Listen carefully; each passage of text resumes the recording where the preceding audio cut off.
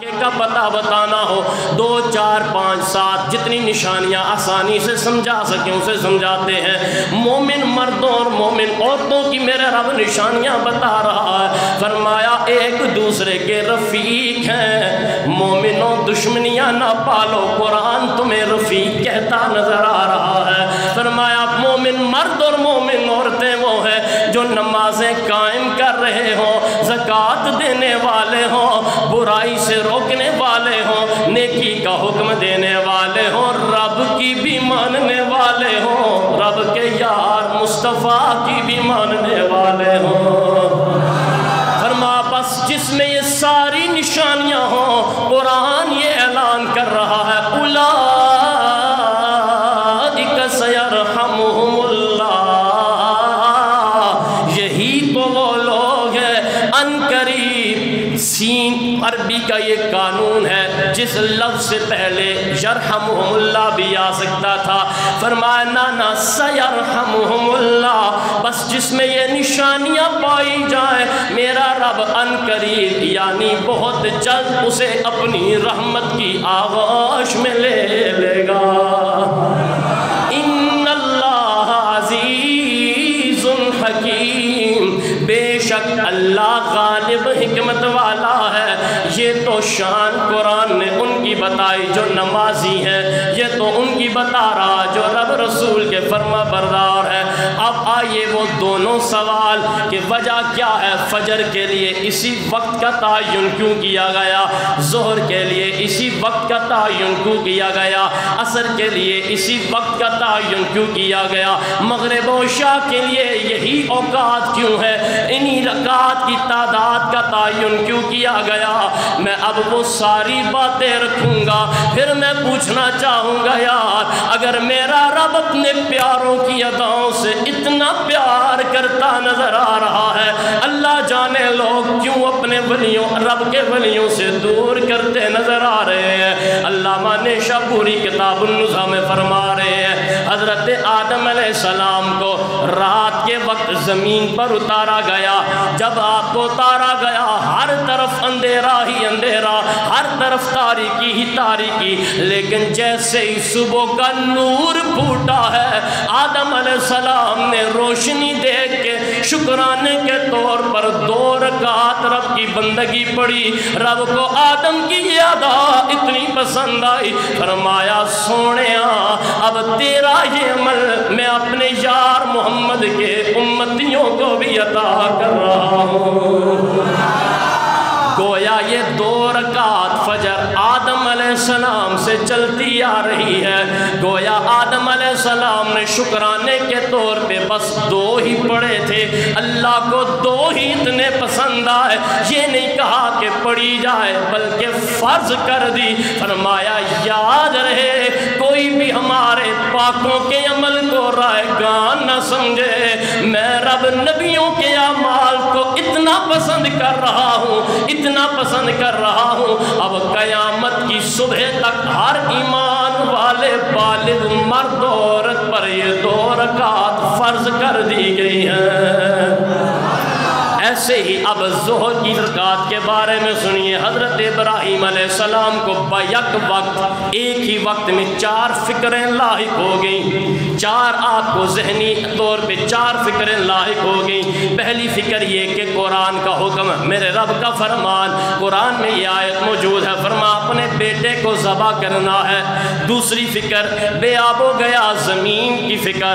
تیسری فکر حکم الہی بجا لانا ہے، رب کا حکم ہے بیٹے کو بھی ذبح کرنا ہے، بے آب و گیا زمین میں بھی جانا ہے۔ تیسری فکر یہ رب کے حکم پورے کرنے ہیں۔ چوتھی فکر مسافرت کی فکر، چونکہ اس دور میں تو یہ جدید سفر کی سہولیات نہیں تھیں، جب آپ کو اللہ نے ان 4 فکروں سے نجات عطا فرمائی، یعنی جب 4 چیزوں پر ابراہیم خلیل اللہ نے عمل کر لیا، رب کی بارگاہ میں شکرانے کے طور پہ 4 کے بدلے میں 4 رکعت نماز ادا کی۔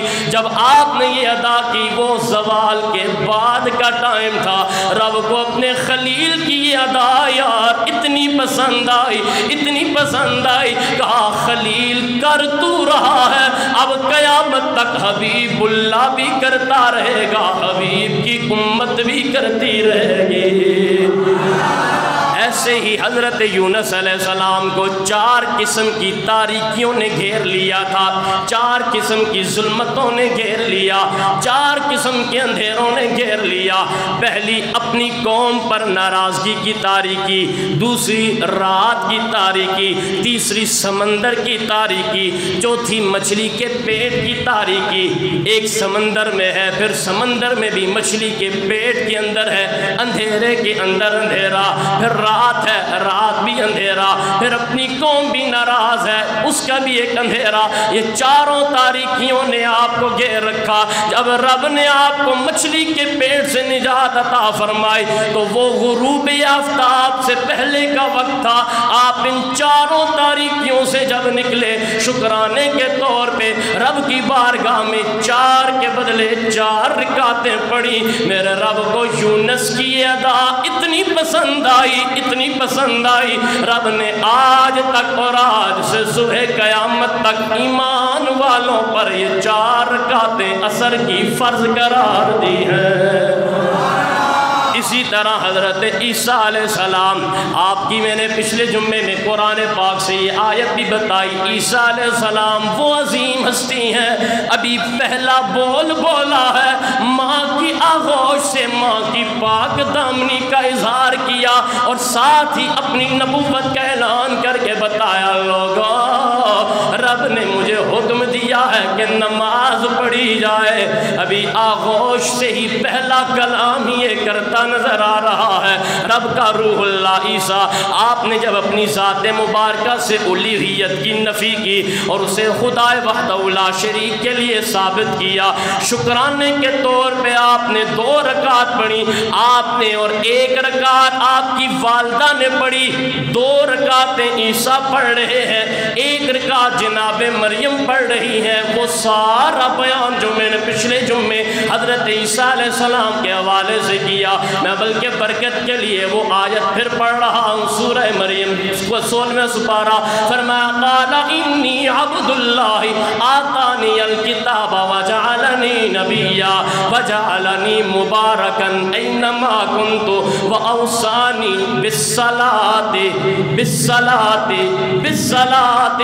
فرمایا رب نے مجھے وصیت کی ہے نماز کی۔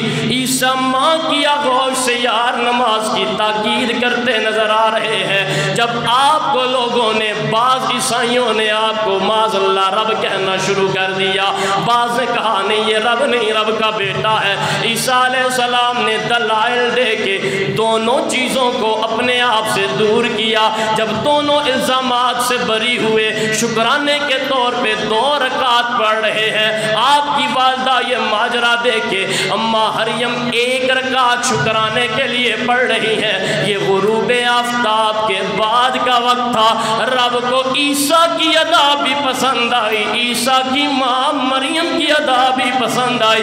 کہا اے میرے حبیب، یہ میرے نبی روح اللہ نے 2 پڑھی ہے، اس کی والدہ نے 1 پڑھی ہے، تو 2 اور 1 3 ملا لے تاکہ تیرا یہ عمل تیری امت بھی صبح قیامت تک جاری کرتی رہے۔ اب آئیے حضرت موسیٰ علیہ السلام، آپ کو بھی 4 فکریں لاحق ہوئیں۔ آپ نے جب 4 فکروں سے نجات پائی، پہلی فکر راستہ بھول جانے کی فکر، دوسری بکریوں کے بھاگ جانے کی فکر، تیسری اپنے سفر کی فکر، چوتھی اپنی بیوی کی فکر۔ جب آپ نے ان 4 فکروں سے نجات عطا کی، اللہ نے آپ کو 4 فکروں سے آپ کو چھٹکارا حاصل ہوا۔ وہ رات کا وقت تھا، آپ نے شکرانے کے طور پہ 4 فکروں کے بدلے میں 4 رکعتیں پڑھی، وقت رات کا تھا۔ اللہ کے کلیم کا یہ عمل رب کو اتنا پسند آیا، اللہ نے کلیم کا عمل حبیب کے ذمے بھی کر دیا، حبیب کی سونی امت کے ذمے بھی کر دیا۔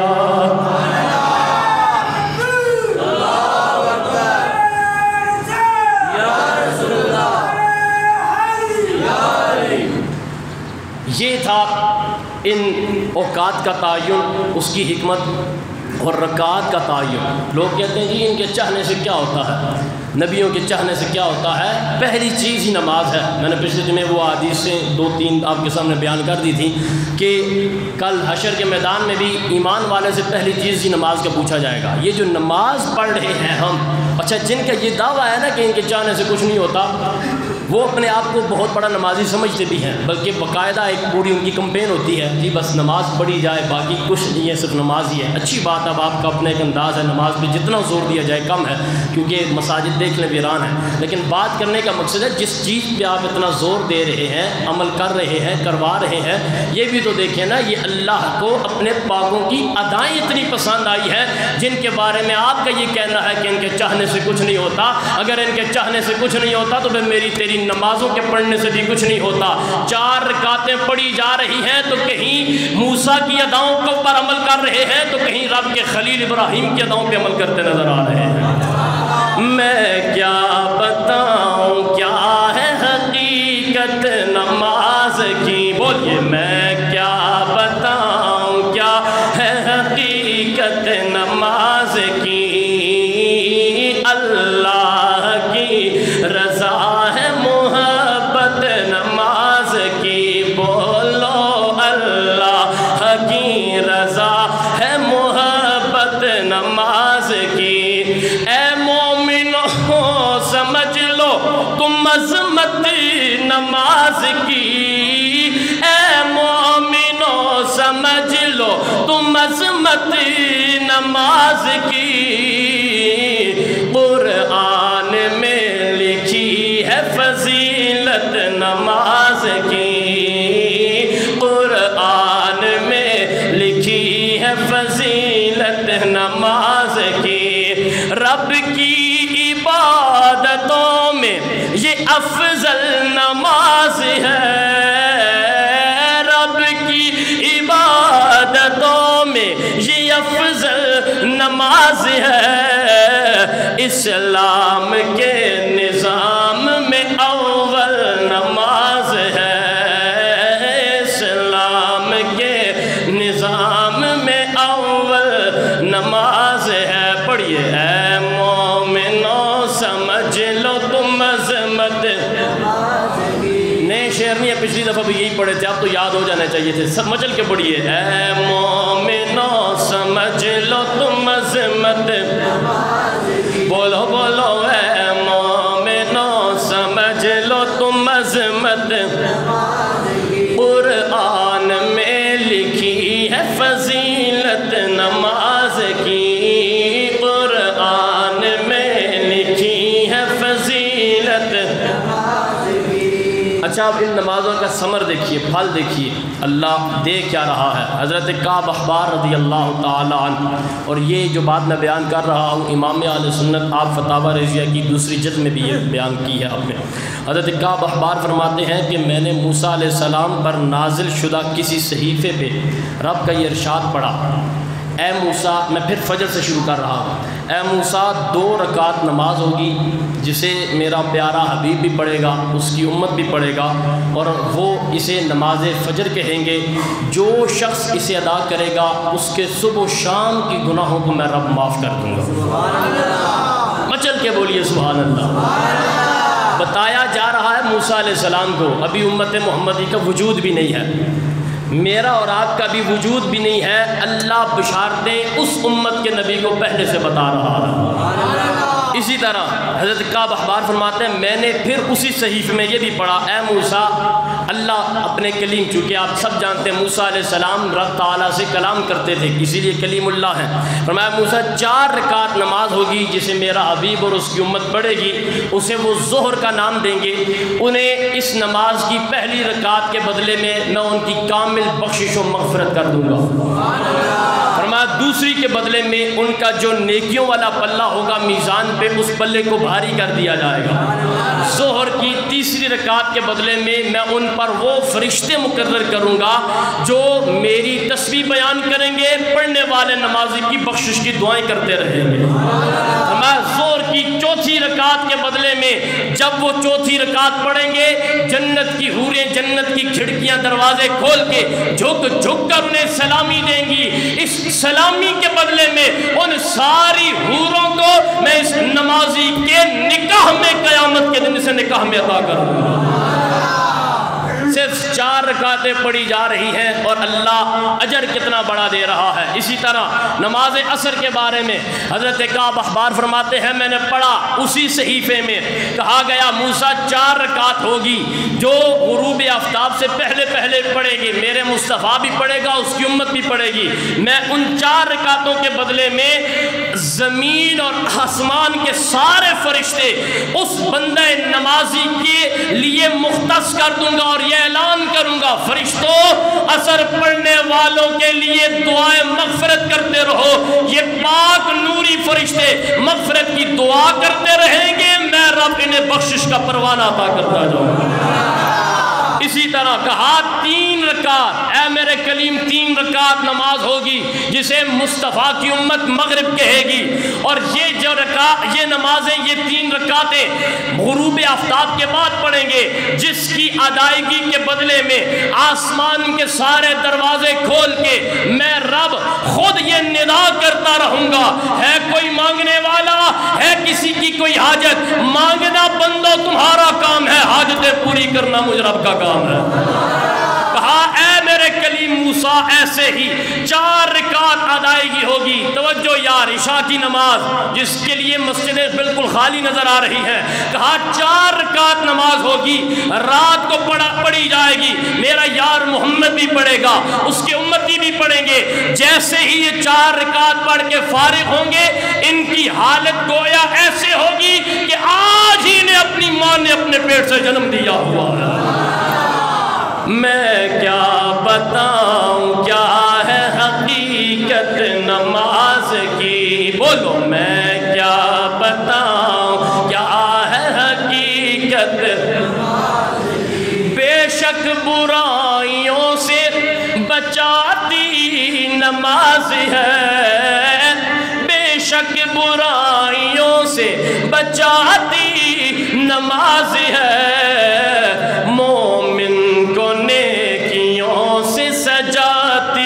نماز ہے، مومن کو نیکیوں سے سجاتی نماز ہے۔ اگلا فرمان سنیے، میرے نبی نے فرمایا من حافظ علیہا کانت لہو نورا و برہانا و نجات یوم القیامہ ومن لم یحافظ علیہا لم یکن لہو نورا ولا برہانا ولا نجات وکان یوم القیامت مع قارون و فرعون و حامان و ابی بن خلف۔ مشکات کی روایت، میرے نبی نے فرمایا جو بندہ نمازیں نہیں پڑھے گا کل قیامت کے دن میرا رب اس کا حشر قارون کے ساتھ کرے گا، حامان کے ساتھ کرے گا، فرعون کے ساتھ کرے گا۔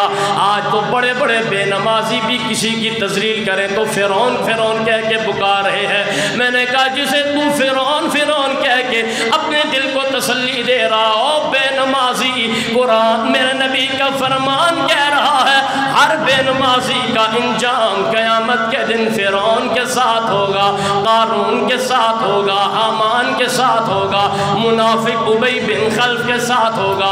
یہ نماز اس کے لیے نہ نور بنے گی نہ نجات کا ذریعہ بنے گی۔ پھر میرے نبی نے نمازیوں کو خوشخبری دی، اور جو میری امت کا نمازی بندہ ہوگا یہی نماز اس کے لیے دلیل بھی بنے گی، جہنم کے عذاب سے نجات کا ذریعہ بھی بنے گی۔ محشر میں اس تپتے ہوئے میدان میں نماز نور بھی بن کے آئے گی۔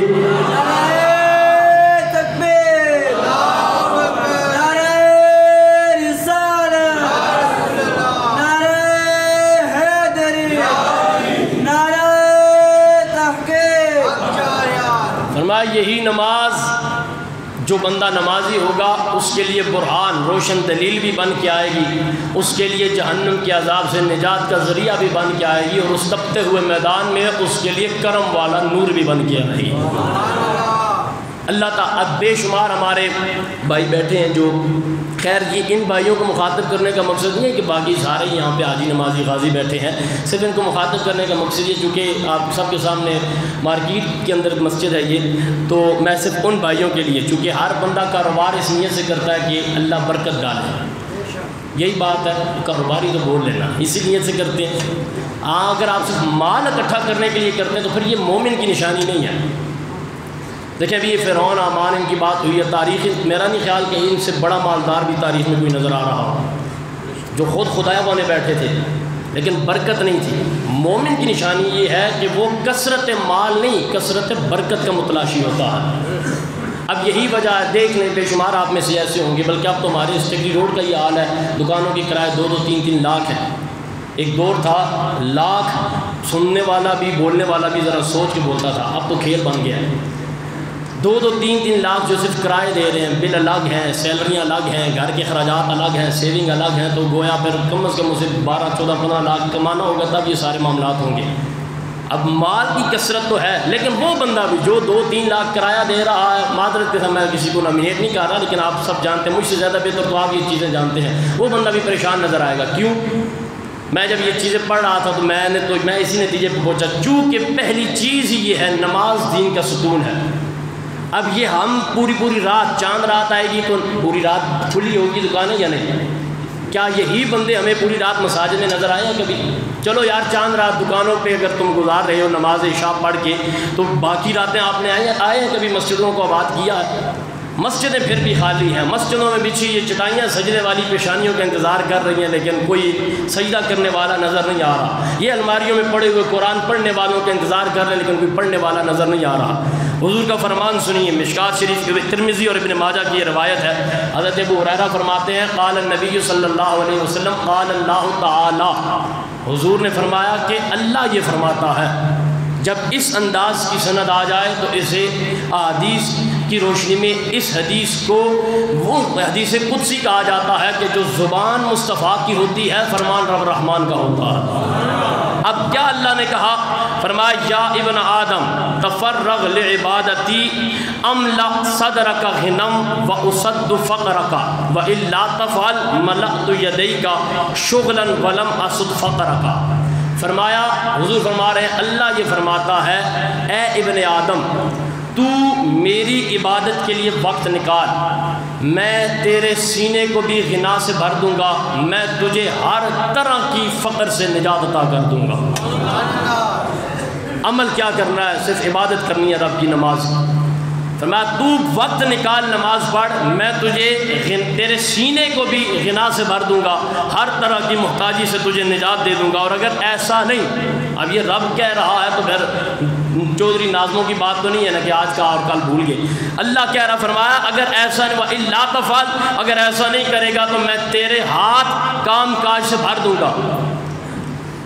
جو لوگ ہفتے میں 2 دن یا 4 دن کام کرتے تھے، یا اور نہیں تو کم از کم 2 دن چھٹی کرتے تھے اور سکون سے پورا مہینہ بھی گزار لیتے تھے، وہ لوگ اب اوور ٹائم بھی لگا کے بے سکونے نظر آ رہے ہیں۔ وہ 7 دن ہفتے کا کام کر کے بھی دن رات، دن ڈے نائٹ، اور ڈے کی شفٹ اور نائٹ کی شفٹیں لگا کے بھی بے سکونے نظر آ رہے ہیں۔ یہ نہیں کہ مال نہیں، مال میں نے بتا دیا جہاں لاکھوں سے رینٹ دے رہے ہیں تو مال نہیں ہے، مال ہے، کثرت مال ہے، برکت مال نہیں ہے۔ اور وہ برکت مال کیسے ہوگی؟ فرمایا اللہ خود کہہ رہا ہے اگر تو عبادت کے لیے نہیں آئے گا میں تیرے ہاتھ کام کاج سے بھر دوں گا۔ ہو رہا ہے کام، صبح شام کام ہو رہا ہے، راتوں کو بھی بازار کھلے ہیں، صبح بھی کھلے ہیں، کام کاج سے بھر دوں گا۔ اور ہوگا کیا؟ اور میں تیری محتاجی کو کبھی ختم نہیں کروں گا۔ 5 بجے تک دکانیں کھلتی تھیں جی، 7 گئی ہیں، 10 گئی ہیں، 12 تک چلی گئی ہیں، اب تو 12-1 تک تو بالکل دن دہاڑے کا منظر نظر آتا ہے۔ فرمایا لگا رہے، تیری محتاجی ختم تب تک نہیں ہوگی جب تک اپنی پیشانی کو سجدے کے نور سے زیب و راستہ نہیں کر لیتا ہے۔ اس لیے یہی میں سمجھ رہا ہوں اب ساری چیز بے شمار اور حل بھی ہیں اور چیزیں بھی ہیں، لیکن بنیاد دیکھیں نا یہ چیز ہے اس وقت ہر بندے کی زبان پہ یہ ہے جی پاکستان میں معاشی مسائل ہیں، اس ایک چیز پہ عمل تو کر لیا جائے نا، اوپر سے لے کے نیچے تک میں گارنٹی سے کہتا ہوں سارے پکے نمازی بن جائیں، رب کی عبادت کر لیں۔ اللہ اعلان کر رہا ہے، وعدہ کر رہا ہے، میں صرف تمہارے ہاتھوں اور جیبوں کو ہی نہیں تمہارے سینوں کو بھی غنا سے بھر دیا جائے گا۔ میں کیا بتاؤں کیا ہے حقیقت نماز کی، بولیے میں کیا بتاؤں کیا ہے حقیقت نماز کی، اللہ کی رضا ہے محبت نماز کی، بولو اللہ کی رضا ہے محبت نماز کی، پڑھیے اللہ کی ہوتا ہے۔ آپ لوگ تو ہم سے دیکھیں نا براہ راست، یعنی دوسرا ڈائریکٹ پڑھ کہ پڑھا بھی ہوگا کہ پہلے ہم سے سن رہے ہیں، یعنی ایک واسطہ تو ہے کہ ہم پڑھ کے آ رہے ہیں، ہم پڑھنے کے بعد ذرا وہ شوق سے ہو جاتے ہیں۔ آپ بھی میں دیکھ رہا ہوں پہلے ماشاءاللہ سارے پڑھتے ہیں، یہ حدیث سننے کے بعد سارے سوچ ہی رہے ہیں کہ وجہ کیا ہے۔ یہ اللہ کرے ہر بندے کو یہ خیال آ جائے، یہ سوچیں آ جائیں، یہ باقی جو ملکی مسائل چل رہے ہیں یہ بھی ٹھیک ہے، بعد میں سوچا کریں، پہلے ہر بندہ من آنم کے من دانم، میں جو ہوں وہ میں جانتا ہوں، ہر بندہ اپنے کے روان کو دیکھے، اپنے آپ کو ٹھیک کر لیں، یقین جانے ہر بندہ اوپر سے لے کے نیچے تک صرف اپنے آپ کو ٹھیک کر لیں، ایک ایک لمحے کے اندر ہمارا ملک سنورتا چلتا نظر آئے گا۔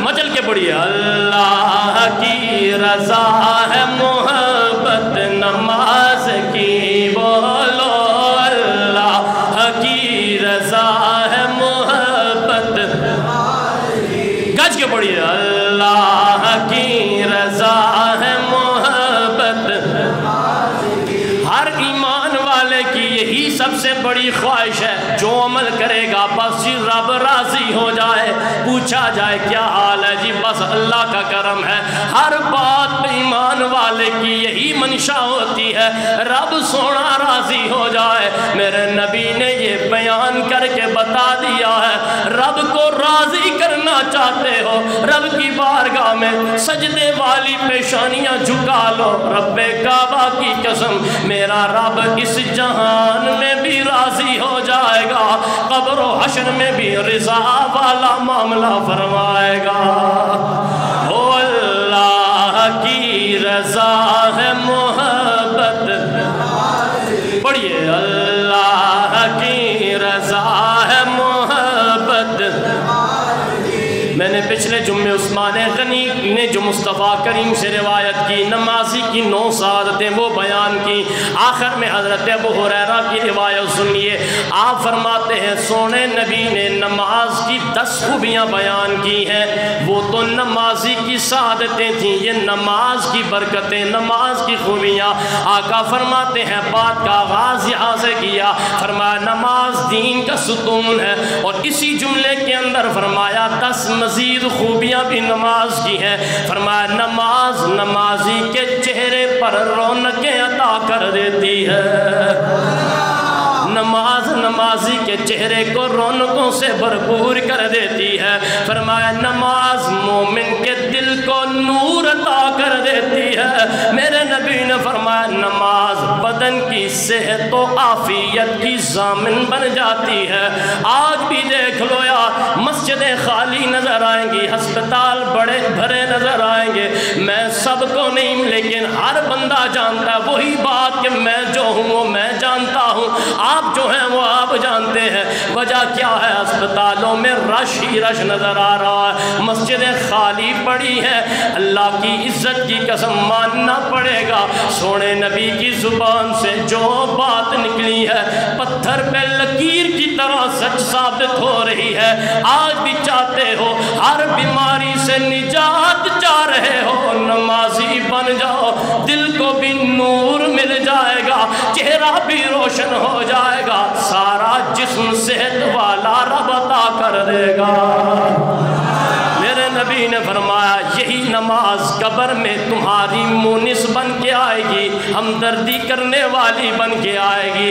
آقا نے فرمایا یہی نماز رب کی رحمت الہی کا نزول کا سبب بنے گی، یہی نماز آسمانی خیرات و برکات کا ذریعہ بن جائے گی۔ نمازی بن جاؤ، اوپر تک یار سب کو درد دل سے پیغام دے رہے ہیں، نمازی بن جاؤ، تمہیں IMF یا کسی دنیا دار کے در پہ جانے کی ضرورت نہیں۔ او یار کملی والا نبی جس امت کے نصیبے میں آیا ہو، جس نبی کے صدقے میں کائنات چل رہی ہو، جس نبی کے صدقے میں رب ساری کائنات کو پال رہا ہو، وہ نبی، اس نبی کے چاہنے والے غیروں کے در پہ جاتے نظر کیوں آ رہے ہیں؟ آقا خود فرما رہے ہیں نمازی بن جاؤ، سجدوں میں رو رو کے رب کو منا لو، تمہارے لیے آسمان کے بھی اللہ رزق والے سارے دروازے کھول دے گا۔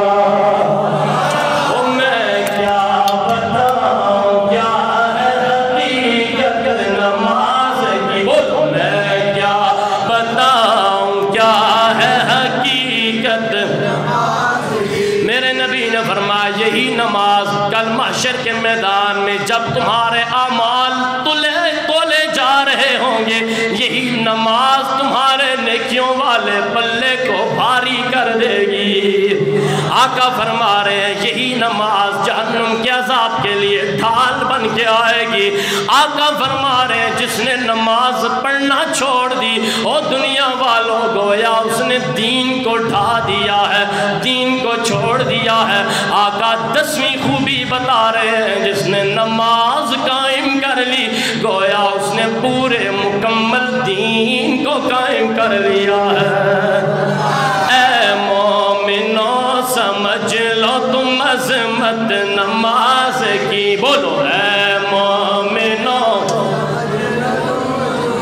نماز کی۔ آخری بات اور ہر بندے کے لیے یہ ایک میری طرف سے پیغام ہی سمجھ لیجئے، گزارش سمجھ لیجئے، بلکہ اس پہ پہلے میں دلیل دے لوں۔ حضور صلی اللہ علیہ وسلم کا فرمان ہے، بخاری میں بھی روایت موجود ہے، مسلم میں بھی۔ آقا کریم مسجد میں تشریف فرما تھے، ایک صاحب آئے، انہوں نے آ کے نماز پڑھی، نماز پڑھنے کے بعد حضور کی بارگاہ میں آئے، آ کر سلام عرض کیا، حضور نے سلام کا جواب دیا، بات نہیں کی، حضور نے ڈائریکٹ کہا جا نماز پڑھ، تیری نماز نہیں ہوئی۔ وہ واپس چلے گئے، نماز پڑھی، پھر آئے، کہا السلام علیکم، حضور نے وعلیکم السلام کہہ کے پھر فرمایا واپس جا، تیری نماز نہیں ہوئی۔ یہ کہانی قصہ نہیں ہے، بخاری مسلم کی روایت سنا رہا ہوں۔ تیسری یا چوتھی مرتبہ راوی کہہ رہے ہیں، اس میں اختلاف ہے کہ وہ پھر تیسری مرتبہ آیا تب بھی بھیجا یا چوتھی مرتبہ پھر بھیجا۔ کہا جب تیسری مرتبہ آیا پھر اس نے آ کے سلام پیش کیا، حضور نے کہا واپس جا، تیری نماز نہیں ہوئی۔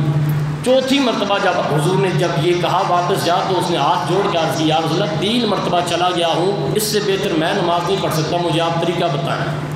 مجھ سمیت اب ہر بندہ، یہ مولوی پیر کا کہنا نہیں ہے، حضور طریقہ بتا رہے ہیں۔ حضور فرما رہے ہیں نماز کو صحیح ادا کرنے کا طریقہ یہ ہے، جب نماز کو ادا کرنے کی نیت کر لو تو صحیح اچھے طریقے سے پہلے وضو کیا جائے۔ ہم جہاں پہ نماز پڑھ رہے ہوتے ہیں بڑی معذرت کے ساتھ وضو کرنے والے اس انداز سے وضو کرتے ہیں جیسے اندر کشتی لگی ہوئی ہے، واش روموں کے دروازے ایسے درل کر کے کھولنا اور بند کر رہا ہوں، یار اس نماز کا کیا فائدہ جہاں باقیوں کو اذیت دے کے نماز پڑھی جا رہی ہے۔ بہت سی چیزیں ایسی ہیں، ہم چھوٹی چھوٹی نیکیوں کو چھوڑتے جا رہے ہیں، چھوٹے چھوٹے گناہوں کو کر کے اپنے اوپر عذاب مسلط کرواتے جا رہے ہیں۔ آقا نے بات ہی، اب دیکھیں نماز تو یہاں سے شروع ہو جانی تھی، حضور بتا دیتے ایسے قیام کرنے کے۔ حضور نے فرمایا جب ارادہ کر وضو کا تو پہلے اطمینان سے تسلی سے وضو کر، اور پھر چلیں جی وہاں سے جب آپ استنجا کر کے فارغ ہوتے ہیں یہاں پہ آ کے ٹوٹیاں کھول کے آرام سکون سے دیکھتے رہتے ہیں پانی کس انداز سے جا رہا ہے، کیسے آ رہا ہے، کیسے، یہ آپ سب جانتے ہیں ملک پاکستان میں یہ بڑا مسئلہ ہے، اور بالخصوص ہر جگہ یہ مسئلہ ہے۔ یہاں پہ بھی آپ لوگوں کی سہولت کے لیے ہر دوسرے دن ہر روز کے ایک ٹینکر ہوتا ہے تاکہ آسانی سے نمازی لوگوں کے لیے یہ سہولیات مہیا کی جائیں۔ یہاں نماز کے بعد 15-20 منٹ بعد آدھے گھنٹے بعد صرف اسی مجبوری کی پیش نظر اگر بند کر دیا جائے تو پھر یہ سارے لوگ یہیں پہ احتجاج کرتے نظر آتے ہیں وہ جی مسجدیں بند کر دی ہیں، مسجدیں بند کر دی ہیں. آپ پوچھیں، تسلی سے پوچھیں وجہ کیا ہے. اور چاہیے تو یہ میں خود اس حق میں نہیں ہوں، مساجد بند نہیں ہونی چاہیے، اور پھر بالخصوص مارکیٹ کی مسجد تو بند ہونی ہی نہیں چاہیے. لیکن مسئلہ یہ ہے کہ یہ آپ سب لوگوں کا یہ حق بنتا ہے آئیں وافر مقدار میں پانی یہاں پہ مہیا ہو، تاکہ ہر بندہ جب آئے اسے آسانی سے وضو کرنے کی. لیکن پھر بات یہ ہے کہ پانی پھر کیسے مہیا ہو. کتنی دفعہ ان گناہگار آنکھوں سے یار دیکھے ٹوٹیاں کھول کے گپیں لگ رہی ہوتی ہیں، یہیں پہ آگے پورا کاروبار ڈسکس ہو رہا ہوتا ہے. کئی آتے ہیں صرف یہاں پہ اپنے سر کو دھو کے چلے جاتے ہیں واپس. جب ایسی چیزیں ہوتی ہیں تو پھر یہاں کی بات نہیں، یہ ہر جگہ یہی مسائل ہے. پھر مساجد کی کمیٹیوں کو، انتظامیہ والوں کو کچھ ایسے اقدامات اٹھانے پڑتے ہیں. ہر چیز کے پیچھے کچھ نہ کچھ حکمت ہوتی ہے، ان کا شوق نہیں ہوتا. یہ خیر میں کسی کی یہاں پہ سائڈ نہیں لے رہا، وہ باتیں کی ہیں جو آپ سب کے سامنے ہیں، حقائق پہ مبنی ہیں. حضور نے فرمایا پھر تسلی سے وضو کرے، پھر آ کے تکبیر تحریمہ تو کہہ، اب قیام کر اور تسلی سے کر. اور پھر فرمایا جب رکوع میں جا اس قدر رکوع کر کے تجھے اطمینان ہو جائے. یہاں پہ جاتے ہیں پتہ ہی نہیں چلتا رکوع میں گئے ہیں یا ویسے ہی نیچے ہوئے ہیں. فرمایا اس قدر کر کے تجھے اطمینان ہو جائے، پھر اس کے بعد اس قدر سیدھا کھڑا ہو کہ تجھے اطمینان ہو جائے کہ تو نے قیام پھر کیا ہے. فرمایا پھر اس کے بعد سجدے میں جا، مطمئن نفس کے ساتھ جا، تسلی سے ساری نماز پڑھ، اس لیے کہ یہ فائل ورک نہیں ہے، رب کی عبادت کی جا رہی ہے. یہاں پہ بڑی معذرت کے ساتھ بے شمار نمازی ایسے ہیں ساتھ کھڑا ہونے کو دل نہیں کرتا. نماز تو یار صفائی سکھا رہی ہے. نماز پڑھنے آئے ہو آپ لوگوں نے کسی دنیا دار کو ملنے جانا ہو تو سب سے اچھا سوٹ نکالو گے، پورے اہتمام کے ساتھ جاؤ گے. رب کی بارگاہ میں آ رہے ہو تو ساتھ نمازیوں کو تکلیف دے رہے ہو، ٹھیک ہے. اچھا پھر جواب کیا دیا جاتا ہے؟ دیکھیں نا آپ جو مولوی لوگ کسی کے قابو میں نہیں آتے، اپنے مطلب کے لیے آپ لوگ بھی نہیں آتے. جواب دے انہیں جی پاک ہے نا. بھائی نماز کی شرائط میں صرف پاک ہونے کی شرط نہیں ہے، کپڑوں کا صاف ہونا بھی شرط ہے. یہ کیا بات ہوئی کپڑے بازو سے بھی پھٹے ہیں، آگے پیچھے دائیں بائیں ہر طرف سے پھٹے ہیں، بس شرط یہ پاک ہے یہ ہوگی ہے نماز ہو جانی ہے. ہم یہ نہیں کہہ رہے، لیکن کام میں نے اس لیے حضور کی حدیث پہلے سنا دی ہے، نماز کو عبادت خدا سمجھ کے کیا جائے، اپنے اوپر یا کسی دوسرے کے اوپر احسان سمجھ کے نہ کیا جائے. اللہ تعالیٰ سے دعا اللہ پاک ہم سب کو عمل کی توفیق عطا فرمائے. کسی جملے سے کسی بھائی کی دل آزاری ہوئی ہو تو معذرت.